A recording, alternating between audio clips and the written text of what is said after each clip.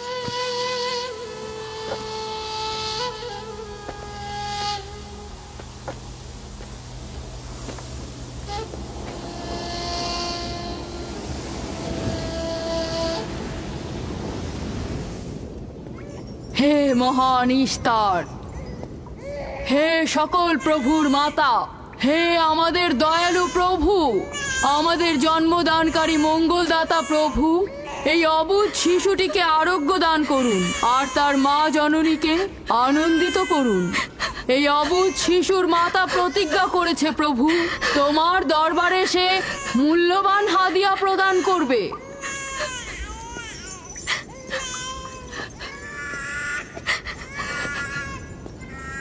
আমি মহান ইস্তারের কাছে প্রার্থনা করেছি যেন তিনি তোমার সন্তানকে জীবিত রাখেন। তুমি এখন তোমার সন্তানকে নিয়ে যেতে পারো।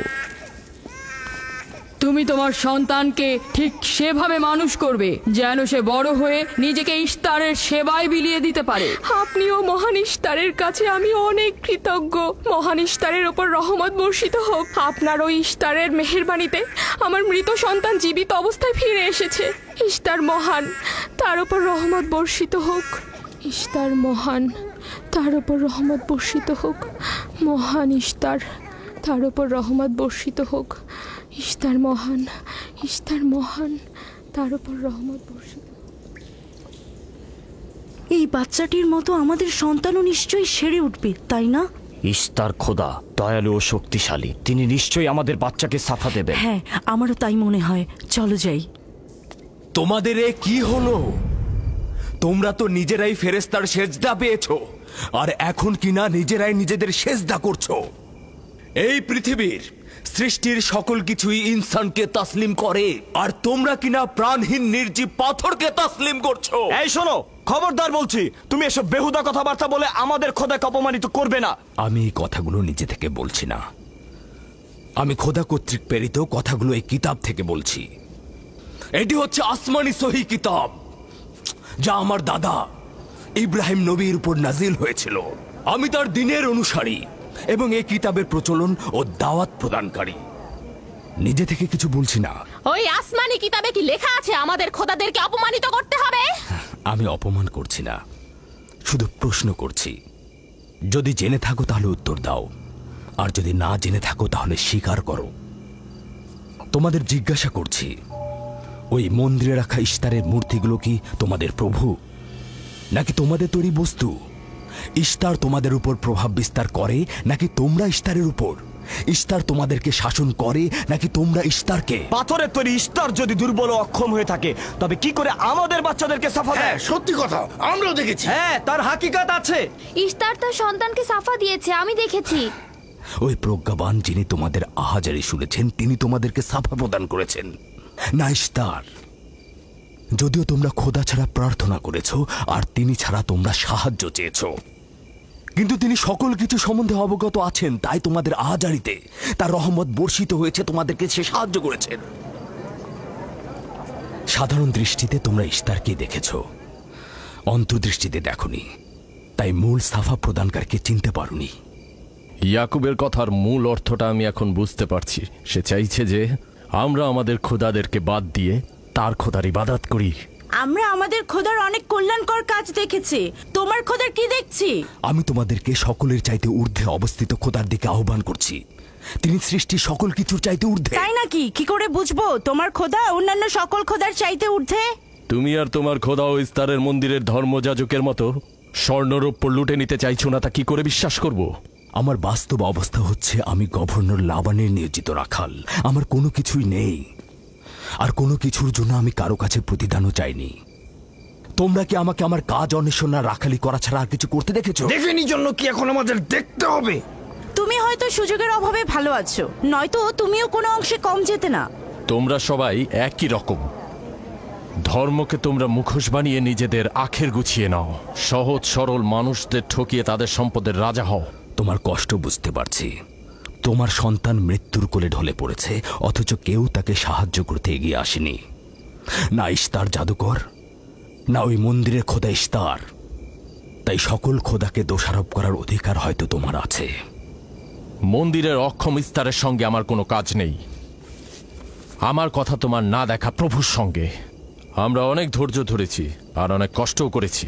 এখন আর কোনো নতুন খোদাদের ধৈর্য ধরার মতো অবস্থা আমাদের নেই। আমাদের ধর্মযাজক আসছে, ফারাজ তার কথা শাস্তি পাবে। পালাও ফারিস, তুমি পালাও। ওইদিকে পালিয়েছে। ওইদিকে যাও, ওকে বন্দি করে নিয়ে এসো। দেখো যেন পালিয়ে না যায়। ওকে ছেড়ে দিন, যে ওকে করে মাফ হোক ওকে দিন, ধরে নিয়ে ফিরবে। ওকে ছেড়ে দিন, ওকে মাফ করে দিন।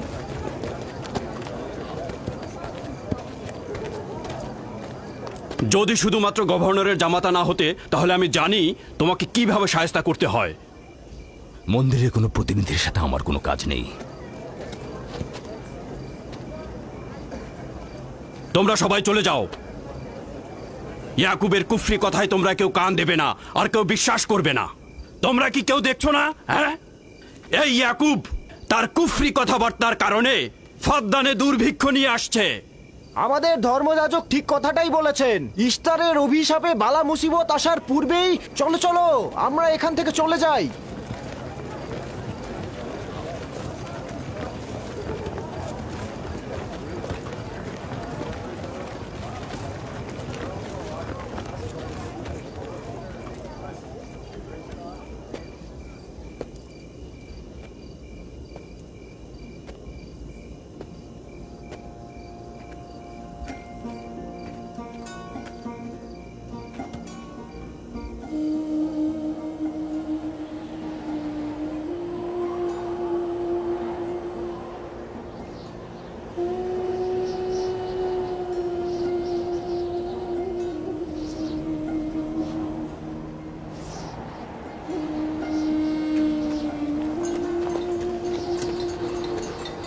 যদি খুব শীঘ্রই বৃষ্টিপাত না হয়, তাহলে ফাদ্দানবাসীর সকল ফসল নষ্ট হয়ে যাবে। আশা করছি মহান খোদা অতি দ্রুতই বৃষ্টিপাত প্রদান করবেন। ওখানে কি হচ্ছে বাবা? এটা ফাদ্দানবাসীর প্রাচীন রীতিনীতি। এখানে ইস্তার নিয়ে কেউ কটু কথা বললে তাকে আগুনে নিক্ষেপ করে হত্যা করা হয়।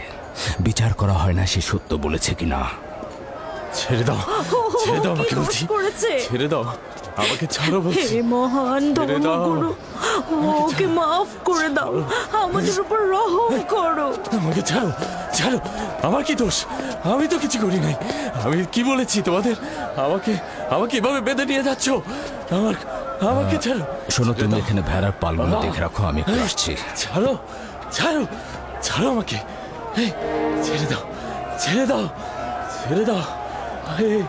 তোমরা তোমরা নির্মমতা করছো, তোমরা আমার উপর নির্মমতা করছো। আমাদের রহম করো। ছেড়ে দাও, ছেড়ে দাও। এই, আমার কি দোষ? আমার কি দোষ? আমাকে ছাড়ো, ছেড়ে দাও। এই, তোমরা আমার উপর অবিচার করছো। ওই যে দেখো, ইয়াকুব রাখাল, গভর্নর লাবানের জামাতা। ঠিক করছো না। আমাদের উপর দয়া করুন, আমাদের উপর রহম করুন। কাফেরের শাস্তি একটাই। ফাদ্দানবাসী, তোমরা যে এগিয়ে রাখো, তোমরা অবশ্যই শাস্তি পাওয়া উচিত। একদম ঠিক না, আমার উপর অবিচার হচ্ছে। আমি কিন্তু আমাকে এভাবে অমানবিক ভাবে পোড়ানো হচ্ছে, এটা তোমরা সহ্য করো না। তোমরা জেগে ওঠো, আমাকে বাঁচাও, বাঁচাও ফাদ্দানবাসী, আমাকে বাঁচাও ফাদ্দানবাসী। আমি বলছি আমি কোনো অন্যায় করিনি। অভিযুক্ত ফারাজ ইস্তারের শত্রু ও পাথর দিয়ে ইস্তারকে আক্রমণ করতে চেয়েছে এবং আমাদের খোদাকে অসমর্থ ও নালায়েক বলে আখ্যায়িত করেছে।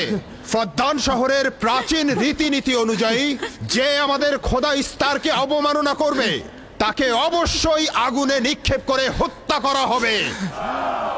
ফাদ্দানবাসী, তোমরা কি এরকম চুপ করে পাথরের মতো আমাকে দেখে যাবে?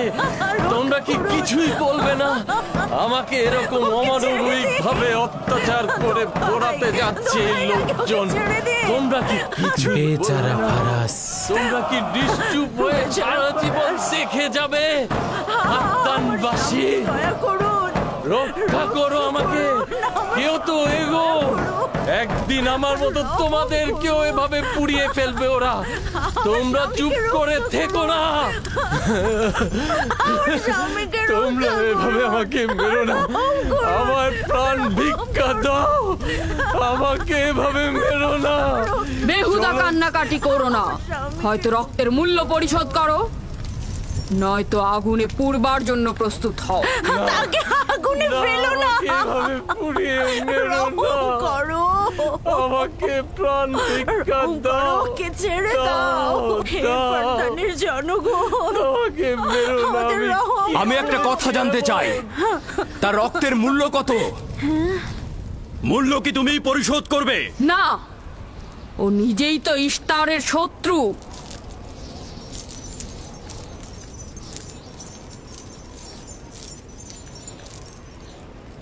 তুমি নিজেই তো ইস্তারের শত্রু, প্রথমে তোমার নিজের রক্তের মূল্য পরিশোধ করো। তাহলে আমাকে বন্দি করছো না কেন? বন্দি করো। অগ্নিপিণ্ডের মধ্যে নিক্ষিপ্ত হওয়া তো আমাদের বংশের প্রাচীন ঐতিহ্য। আমার দাদা ইব্রাহিম, উনিও তো একবার নমরুদের আদেশে অগ্নিপিণ্ডের মধ্যে নিক্ষিপ্ত হয়েছিলেন। এখন পর্যন্ত তুমি যে গ্রেপ্তার হওনি তার কারণ তুমি হচ্ছ গভর্নরের ভাগিনা।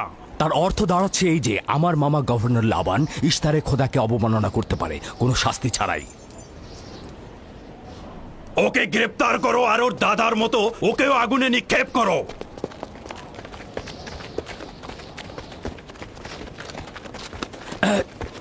ছেড়ে দাও, আমার প্রশ্নের উত্তর দাও, ছেড়ে দাও আমাকে। এখানে কি হচ্ছে এসব?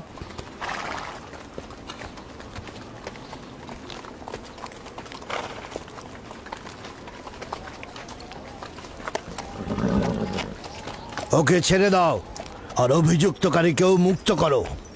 ফারাসের অবশ্যই শাস্তি পাওয়া উচিত। যখন ইয়াকুব জীবনের মূল্য পরিশোধ করতে চায় তখন তোমাদের কোনো অধিকার নেই ওকে শাস্তি দেবার।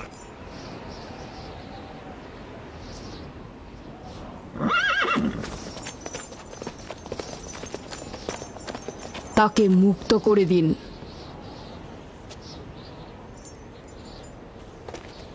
ইয়াকুব, তুমি অবশ্যই ফারাসের জীবনের মূল্য স্বরূপ 500 দিনার পরিশোধ করবে।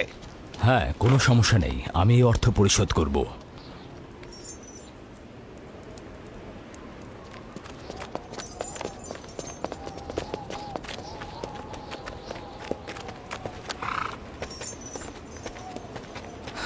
খোদা তাআলা আমার দয়ালু মামাকে হেফাজত করুক। ইয়াকুব, আমি তোমাকে কতক্ষণ এরকম বিপদ থেকে বাঁচাতে চোখে চোখে রাখবো?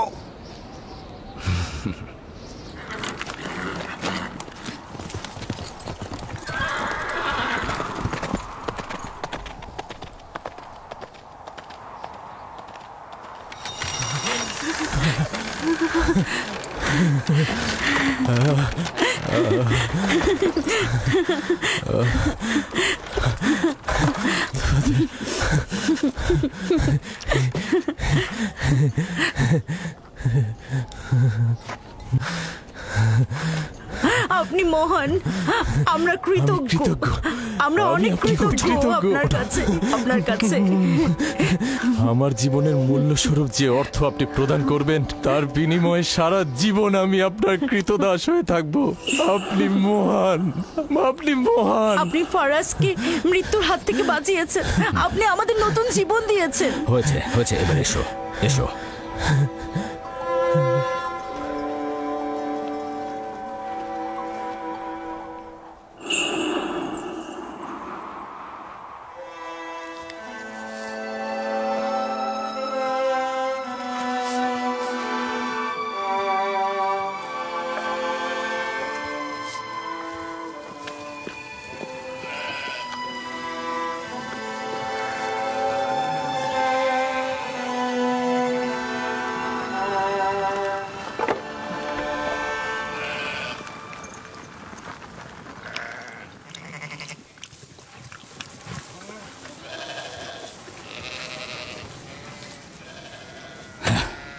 লোকটি আসলেই খুব ভালো, আসার পর থেকে শুধু কাজই করে যাচ্ছে।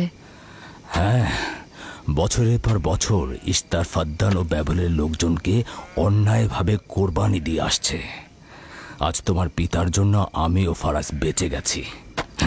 আপনি ওর জীবন বাঁচিয়েছেন বলেই ও ইস্তার পূজা ছেড়ে এক খোদার ইবাদতে মশগুল হয়েছে। হ্যাঁ, তা হয়েছে রাহেলা। আসলে যখন সে মৃত্যুর হাত থেকে রক্ষা পেয়েছে তখনই এক খোদায় বিশ্বাস এনেছে। আমাদের মুসাফির কখন পৌঁছবে? খুব শীঘ্রই হে খোদার নবী, বেশি দিন বাকি নেই। বছরের পর বছর তোমার সন্তানের প্রতীক্ষায় রয়েছি। যদি খোদা চায় তো খুব শীঘ্রই এই প্রতীক্ষার অবসান ঘটবে।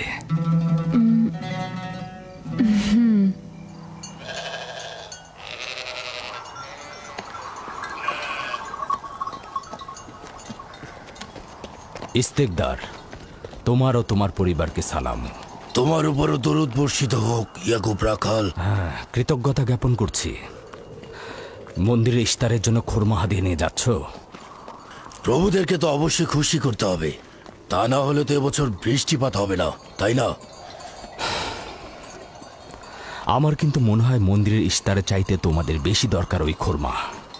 তোমার কাজ হচ্ছে আমাদের খোদাকে অপমানিত করে আমাদেরকে রাগান্বিত করা, তাই তো? তোমরা কি নিশ্চিত যে ইস্তারের মন্দিরের ওই পাথরের মূর্তিগুলো সত্যিকার অর্থে বৃষ্টি বর্ষিত করতে পারবে? তোমার এসব কুফুরি কথাবার্তার কারণেই আমাদের মন্দিরের খোদা নাখোশ হয়েছে, আর এই কারণেই ফাদ্দানের আকাশে আজ মেঘ নেই। এই ইয়াকুব, ইস্তারের অবমাননা থেকে তুমি নিজেকে রক্ষা করো। চলে এসো, চলে এসো।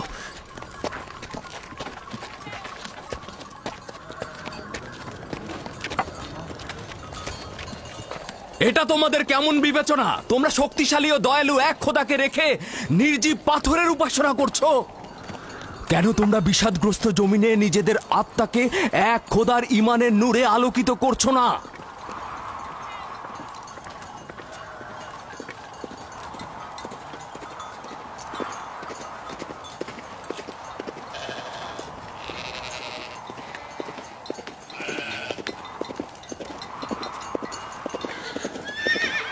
হে মহান ইস্তার ইলাহি, তোমার ফলপ্রসূ এই মন্দিরখানা তোমার শত্রুদের রক্ত দ্বারা পবিত্র করব। শুষ্ক মৌসুমকে এই অঞ্চল থেকে দূর করে দাও, তোমার রহমতের বৃষ্টি বর্ষণ করো। হে মহান ইস্তার ইলাহি, তোমার এই ফলপ্রসূ মন্দিরকে তোমার শত্রুদের রক্ত দ্বারা পবিত্র করব। হে মহান ইস্তার ইলাহি, এই অঞ্চলের শুষ্ক মৌসুমকে তুমি দূর করে দাও, তোমার রহমতের বৃষ্টি বর্ষণ করো। হে মহান ইস্তার ইলাহি, আমাদের খোদাকে অবজ্ঞা করেছে, বৃষ্টি বর্ষণ করো। হে ইস্তেকদারের সাথে মন্দিরে ঢোকার সময় কথা বলেছে, তোমার আমিও দূর থেকে দেখেছি। বর্ষণ করো। হে মহান ইস্তার ইলাহি, ইয়াকুব হাত গুটিয়ে বসে থাকবে না। করো, তোমার দুশমনদের ধ্বংস করো, আর ফারদানের জনগণের উপর রহমতের বৃষ্টি বর্ষণ করো।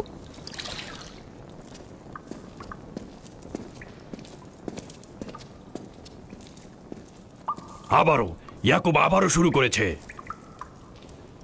আশা করছি ওর উপর এবার খোদার লানত বর্ষিত হবে। এখন আমাদের কি করা উচিত? লাবানকে এখানে ডাকো, তার সাথেই সমাধান করব। যত তাড়াতাড়ি সম্ভব লাবানকে আমন্ত্রণ করো।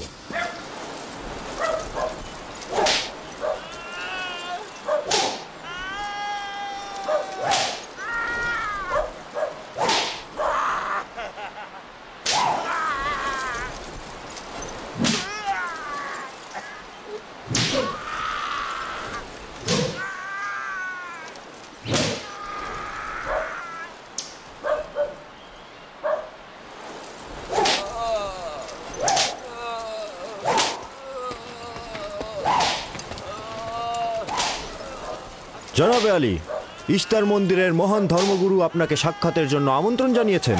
গুরুত্বপূর্ণ কিছু? হ্যাঁ জনাবে আলী। এই, এবার বন্ধ করো।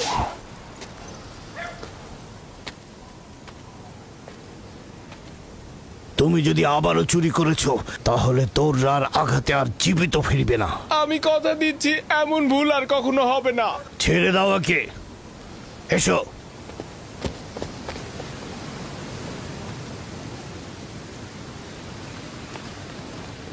প্রকৃতপক্ষে বিষয়টা আসলে আপনার জামাতা ইয়াকুবকে নিয়ে। ইয়াকুবের আমলনামা তার নিজের সঙ্গে সম্পৃক্ত।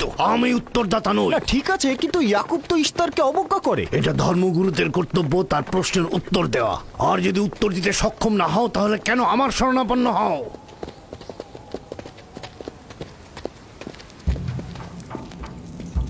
খোদার চাইতেও বড় খোদা মহান ইস্তার রাগান্বিত হয়েছেন। আমি দুর্ভিক্ষ দেখতে পাচ্ছি, যা ফারদানের জনগণের জন্য শুষ্ক মৌসুম আর মৃত্যুর কারণ হতে যাচ্ছে। জনাবে আলী, আপনি একটু অপেক্ষা করুন, আমি ধর্মগুরুকে খবর দিচ্ছি। মহান ইস্তারকে সে রাগান্বিত করেছে। এই অপমান ইস্তার সহ্য করতে পারছেন না। কেউ একজন ইস্তারকে খেপিয়ে তুলেছে। যে মহান খোদাকে অপমান করেছে সে দ্রুতই শাস্তি পাবে। মহান ইস্তার তার বলি চাচ্ছেন। লাবান, কেন তোমার ভাগিনে ইয়াকুবের কুফরি বন্ধ করছো না? তোমরা তো ব্যাবিলনের জনগণের ইমানের মালিক। তার প্রশ্নের জবাব দিয়ে দাও। আমি তো গভর্নর, ধর্মগুরু নই। কিন্তু সে তোমার ভাগিনা এবং তোমার কন্যাদের স্বামী। আমি ফারদানের শান্তি আর নিরাপত্তায় নিয়োজিত। আমার ভাগিনার কার্যাবলী দেখার জন্য নয়। এই কারণেই তাকে শান্ত করতে হবে। সে ফারদানের শান্তি নষ্ট করছে। ফারদানের শান্তি ফিরিয়ে আনতে হবে। তা না হলে অতি দ্রুত ফারদানের বুকে দুর্ভিক্ষ নেমে আসবে, আর এটার দায়ভার সম্পূর্ণ ইয়াকুবের। কি করে করি বলো? ইয়াকুব এখানে ভেড়া রক্ষণাবেক্ষণের প্রধান ব্যক্তি, অর্থনৈতিক চালিকা শক্তিও বটে। আর ও কিনা হয়ে গেল এখানকার বদখদের প্রধান কারণ। হ্যাঁ, কারণ ও এখনো ইস্তারের কুফরি করেই যাচ্ছে।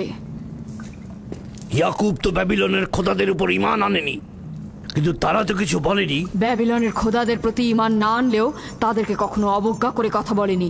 কিন্তু এখানে তো সে মহান ইস্তারকে অবমাননা করেই চলেছে। তুমি অবশ্যই তাকে শান্ত করবে। অবমাননা করে? অবশ্যই করে। তুমি কি কখনো ভেবে দেখেছো যে ব্যাবিলন রাজ্য কেন তোমাকে নিয়োজিত করেছে? তাহলে এটাও জেনে রাখো কেন আমাকে গভর্নর নিয়োগ করা হয়েছে। উত্তম হলো এটা জানা যে আমি ব্যাবিলন থেকে ফরমান গ্রহণ করি, না তোমাদের থেকে, না তোমাদের ইস্তার থেকে। যদি ইস্তারের মন্দিরের ধর্মগুরু বাবেল এই কথাগুলো তুলে ধরেন তবে কোনো অসুবিধা নেই তো?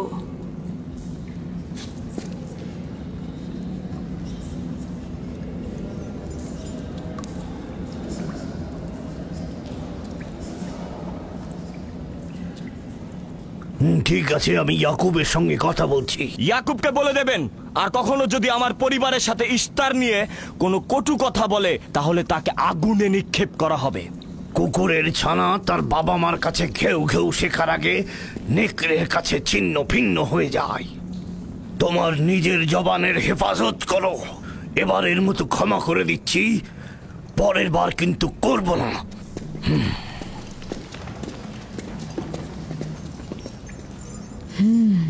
সবাই শুনে রাখো, যদি দুর্ভিক্ষের কারণে আমার ফসল নষ্ট হয় তবে ইয়াকুব আর তার পরিবারের কাউকে আমি জ্যান্ত রাখবো না। দেখা যাক না, একবারই তো কোনো কথা বলে লাভ নেই।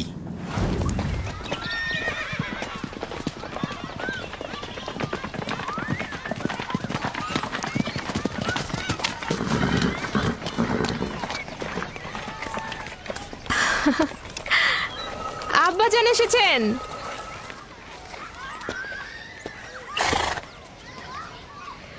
আসসালামু আলাইকুম আব্বাজান, এবার অনেকদিন পর এলেন। সালাম আব্বাজান।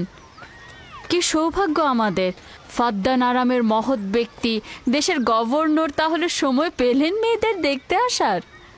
এই ইয়াকুবটাকে নিয়ে আর পারি না। কি হয়েছে আব্বাজান? আবারও কি ইস্তার মন্দিরের ধর্মগুরুরা অভিযোগ করেছেন? তার মানে ফারদানের এইসব দাঙ্গা হাঙ্গামা ধর্মগুরুদের ষড়যন্ত্র। ইয়াকুব এগুলোর সঙ্গে জড়িত নয়, তাই তো? আব্বাজান, আপনি খুব ভালো করেই জানেন ইয়াকুব রেসালাত আর নিজের কাজ ছাড়া অন্য কিছুই করে না। কয়েক হাজার বছরের প্রচলিত ইস্তার মন্দিরের সঙ্গে তার কি কাজ? যদি সে এটাই চায় যে সে তার পিতামহের দিন প্রচার করবে, তাহলে সে আমাদের পরিবারের সঙ্গে করুক। কিন্তু মানুষের বিশ্বাসকে কেন অবমাননা করছে? আমার মনে হয় আব্বা আপনি ভুল করছেন। সে অবমাননা করছে না, সত্য প্রচার করছে। আব্বাজান, কিছু মনে করবেন না। ইয়াকুব আসলে এক খোদার প্রতিনিধি হয়ে তার নিয়মকানুন সম্পর্কে জনগণকে সচেতন করে তুলছেন, যেটা তার কর্তব্য বলে মনে করছেন। যেরকম আপনার কর্তব্য ফাদ্দানের জনগণের নিরাপত্তা প্রদান করা। তোমরা তার মতো কঠোর ও বেপরোয়া হয়েছো। আমি যদি চাই দায়িত্ব পালন করতে, তাহলে তোমরা মরুভূমিতে ভবঘুরে হয়ে ঘুরবে। আব্বাজান, আমি আর আমার বোন লিয়া আমাদের স্বামীর দিনে অটল আছি, তাই এক খোদার আইন বাস্তবায়নে আমরা তাকে সাহায্য করেই যাব। তোমরা সবাই দেওয়ানা হয়ে গেছো। তোমরা কেউ আমার অবস্থার কথা চিন্তা করছো না। তোমরা কি জানো, ব্যাবিলনের ধর্মগুরু যদি জানতে পারে আমার ভাগিনা ইস্তারের বিরুদ্ধে অপপ্রচার চালাচ্ছে, তাহলে আমার কি অবস্থা হবে ভাবো। আমি তখন কতটা বিপদে পড়বো। ইয়াকুবের খোদার শক্তি ওই বাবেলের মন্দিরের ইস্তারের থেকে অনেক বেশি। আব্বাজান, আমাদের উচিত হচ্ছে আমাদের নিজেদের খোদাকে ভয় করা, ওই পাথরের খোদাকে নয়। আমার না তার খোদার সঙ্গে কোনো কাজ রয়েছে, না এদের খোদা। শুধু বলবো ইয়াকুবের কোনো অধিকার নেই ফাদ্দানের লোকের কাছে আমার অবস্থান নড়বড় করে দেয়া। কি হয়েছে রাহেলা? রাহেলা, রাহেলা, কি হয়েছে রাহেলা?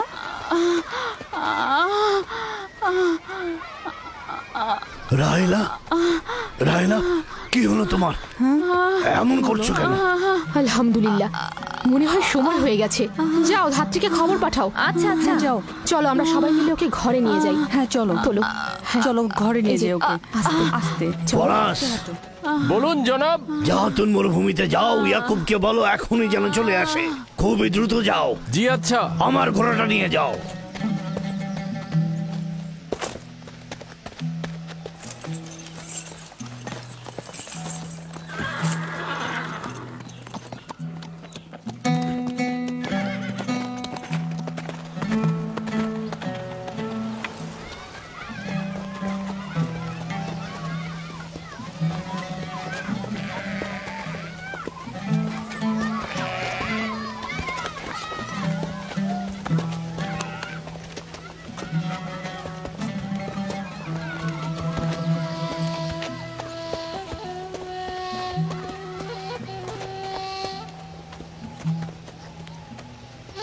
রাখালেরা চতুষ্পদী প্রাণীগুলোকে হেদায়েত করে, আর নবুয়াত ইনসানদের হেদায়েত করে থাকে।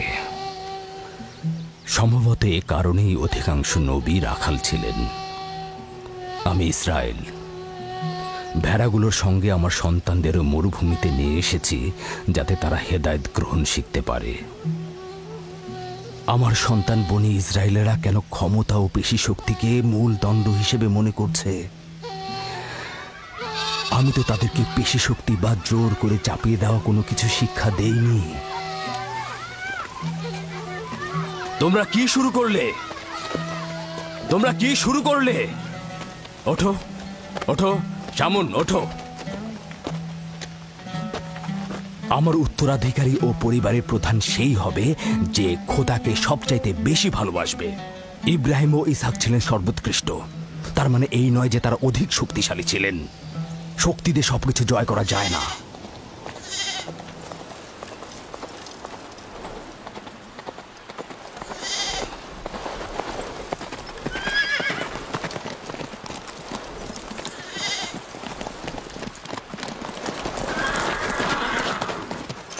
কি হয়েছে ফারাজ?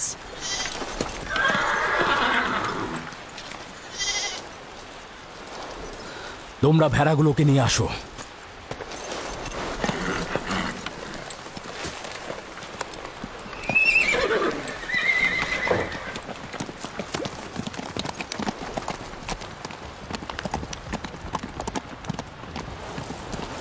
কিছু কি হয়েছে? আব্বাজান কোথায় গেলেন? কিছুই না, ভেড়াগুলোকে একত্রিত করো, আমরা ফিরে যাব।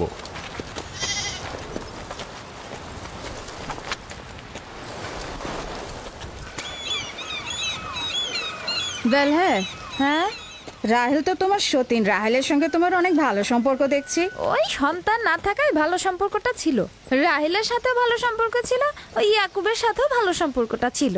আমার সন্তান নেই, তার সন্তান হচ্ছে, ভালো সম্পর্কটা থাকে কি করে? এমন ভাবে বলছো কেন? রাহেল আর ইয়াকুব তো ইনসান হিসেবে খুবই ভালো। হ্যাঁ, কিন্তু ইয়াকুব তো রাহেলকে অনেক বেশি ভালোবাসে। আর যেহেতু এখন তার সন্তান হচ্ছে, তার স্থান তো সব স্ত্রীর থেকে উপরেই হবে, তাই না? ইয়াকুবের কয়টা স্ত্রী? 4 জন, আমি, লিয়া, জুলফা ও রাহেলা। এই বাদ দাও তো এসব, তাড়াতাড়ি চলো, না হলে শব্দ শেষে আবার আমার ঘাড়েই পড়বে। আরে আমি তো জানি ইয়াকুব বড় ন্যায়পরায়ণ আর মেহেরবান। সকল হিংসা ভুলে একটু ভালোবাসাটাকে বাড়াও, দেখবে সেও তোমাকে খুব ভালোবাসবে। আর ও তো খুব ভালো মানুষ। জনাবে আলী লাবান, আপনার ওপর শান্তি বর্ষিত হোক। ভালো পুরস্কার পেতে যাচ্ছ, কিন্তু রাহেল আর তার সন্তানকে সুস্থ চাই। চিন্তা করবেন না, আমি অনেক অভিজ্ঞ ধাত্রী।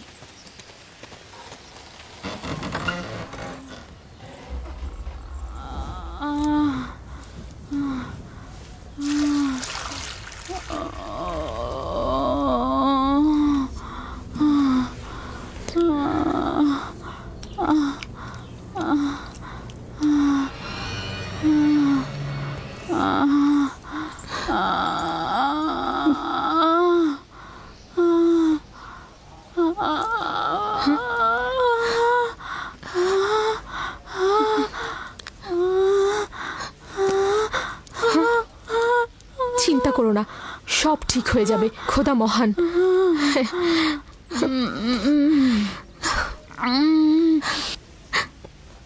রাহেল, রাহেল, রাহেল, এই যে রাহেল, কি হলো? কথা বলো। রাহেল, রাহেল, রাহেল, রাহেল রাহেল বেহুশ হয়ে গেছে। রাহেল, রাহেল চোখ খোলো, রাহেল কথা বলো, রাহেল, রাহেল, এই যে রাহেল। রাহেলা, হ্যাঁ এমন তো নয় তার উপর ইস্তারের খোদা রাগ পড়েছে।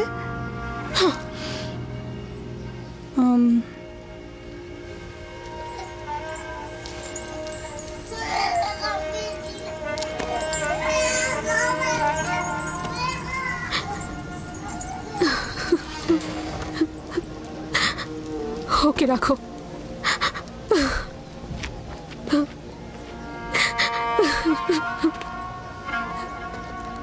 তোমরা তোমার খালার জন্য দোয়া করো, তোমাদের দোয়া খুব তাড়াতাড়ি কবুল হবে।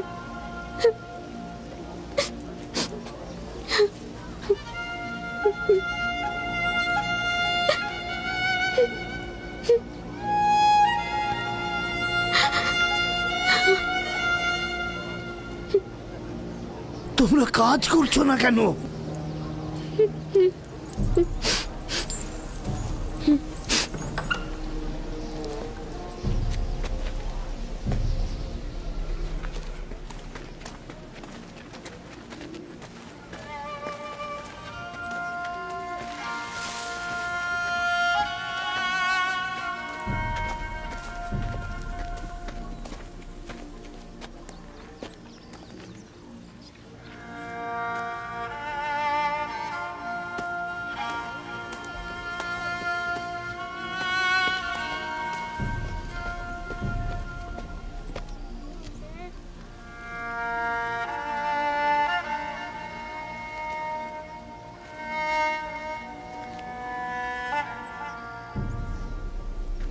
কেউ একজন ইস্তারকে রাগান্বিত করেছে। আগুন ও রক্ত দেখতে পাচ্ছি, অলক্ষণে মৃত্যুর ছায়া সর্বত্র দেখতে পাচ্ছি। আগুন প্রথমে কাফেরের পোশাকের নিম্নাংশ গ্রাস করবে। যারা ইস্তারকে অবমাননা করেছে, অতি দ্রুতই তাদের ধ্বংস আসন্ন। হ্যাঁ, ইস্তার তাকে ক্ষমা করবে না, অতি দ্রুতই সে তার শাস্তি পাবে। আমার মনে হয় ওরা ইস্তারের অভিশাপের ফল ভোগ করছে। ইয়াকুব তো সব সময় ইস্তারকে অবজ্ঞা করে কথা বলে। হ্যাঁ, ইশতার বলেছিল কুফরিকারী কাফের তার রোশানল থেকে রক্ষা পাবে না। ইয়াকুব তো ইশতার আর তার খোদাকে নিয়ে কত বেহুদা কথা বলেছে, মনে হচ্ছে তারই ফল ভোগ করছে।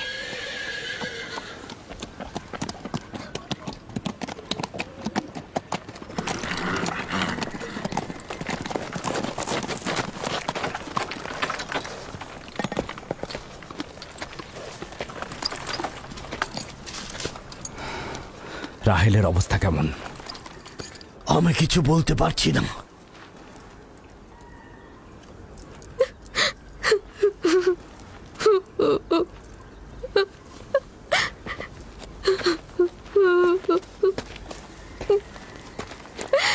কিছু একটা করুন, রাহেলের অবস্থা খুবই খারাপ। শান্ত হও, খোদার উপর ভরসা রাখো, তিনি যেমন চাইবেন তেমনই হবে, ভরসা রাখো। মানুষজন সব বলা বলি করছে, ইশতারের অভিশাপে আমরা এই বিপদে পড়েছি।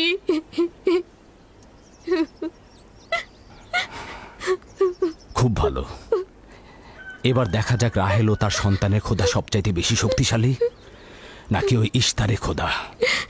খোদা রহম করো। তোমরা রাহেলের দিকে লক্ষ্য রেখো, আমি একটু আসছি। কোথায় যাচ্ছেন? আমাদের এই অবস্থায় ফেলে যাবেন না। শান্ত থাকো, আমার একাকিত্বের প্রয়োজন।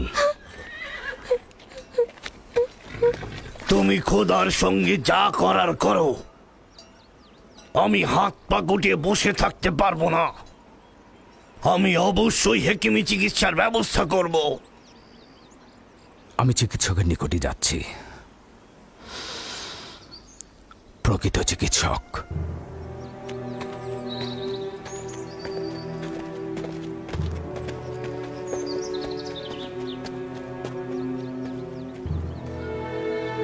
সে যেমন ফাদ্দানের লোকেদের বিপদের কারণ হয়েছে, তদ্রুপ আমার কন্যাদেরও বিপদের কারণ হয়েছে। জানি না ওর সঙ্গে কি করব।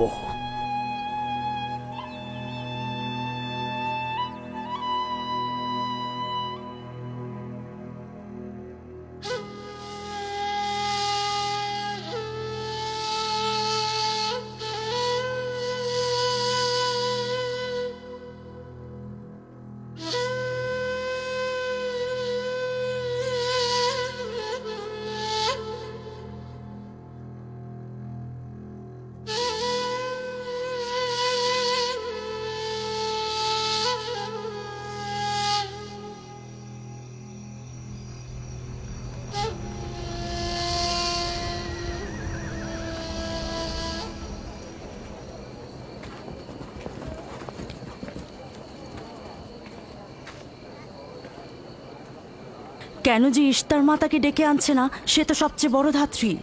হ্যাঁ, তারা বলছি। জনাব লাবান, ইশতারের কাছে লোক পাঠান। ধাত্রী হিসেবে সে কিন্তু সবচাইতে ভালো।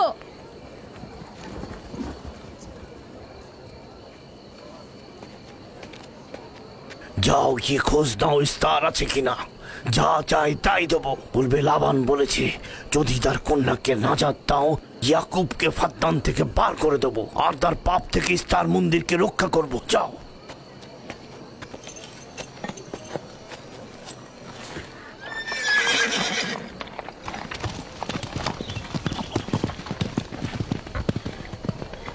ইয়াকুব ইশতারের খোদাকে অপমান করেছে।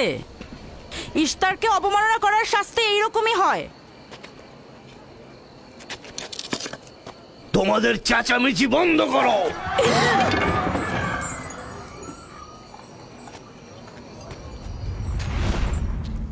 ইয়াকুবকে বলো কেন সে তার খোদার কাছে সাহায্য চাচ্ছে না। আমি যদি তার জায়গায় থাকতাম তবে অবশ্যই এ সময় আমার খোদাকে ভুলে যেতাম না। আমাকে পাঠিয়েছেন জনাব লাবান। তিনি কথা দিয়েছেন তার কন্যাকে যদি নাজাত দিতে পারেন, ইয়াকুবকে ফাদ্দান থেকে বের করে দেওয়া হবে। আমার দৃষ্টিতে এটা সর্বোত্তম সময় ফাদ্দানবাসীকে মহান ইশতারের কুদরত সম্পর্কে জানিয়ে দেবার এবং তার শক্তিমত্তা সম্পর্কে বুঝিয়ে দেবার এটাই উৎকৃষ্ট সময়। যদি রাহেলাকে বাঁচাতে পারো তাহলে তোমাদের উপর ফাদ্দানবাসীর ঈমান বৃদ্ধি পাবে। এখানে স্বর্ণরৌপ্যের ভান্ডার হবে। রাহেলের মৃত্যুও একই পরিণাম নিয়ে আসবে। বাদ দাও, মরে যাক। খুব ভালো, যাও এই কথাই গিয়ে বলো রাহেলের মৃত্যু ইশতারের অভিশাপের ফল। একক খোদার ইবাদত করা এবং ইস্তারকে দেখেও না দেখার ভান করার এমনটাই ফল। যদি এমনটা হতো, রাহেল ও তার সন্তানের মৃত্যুর পর আকাশ থেকে বৃষ্টি বর্ষিত হচ্ছে,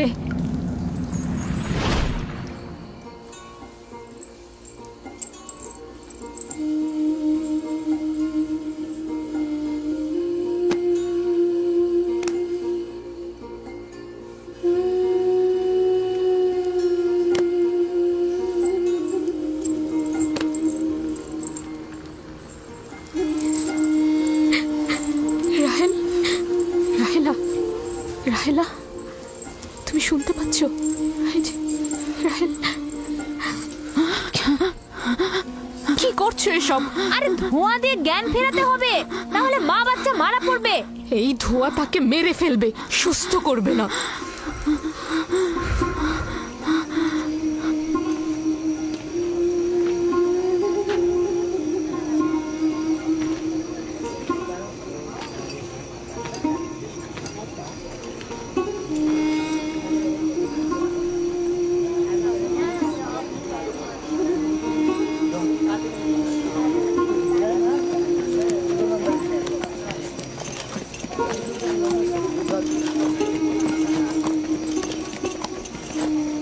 ইস্তার মাতে আসছেন। দেখা যাক এবার কার খোদা বিজয়ী হয়, ইয়াকুবের খোদা নাকি মন্দিরের খোদা? আরে পরিষ্কার বোঝা যাচ্ছে বিজয়ী হবে ইস্তার।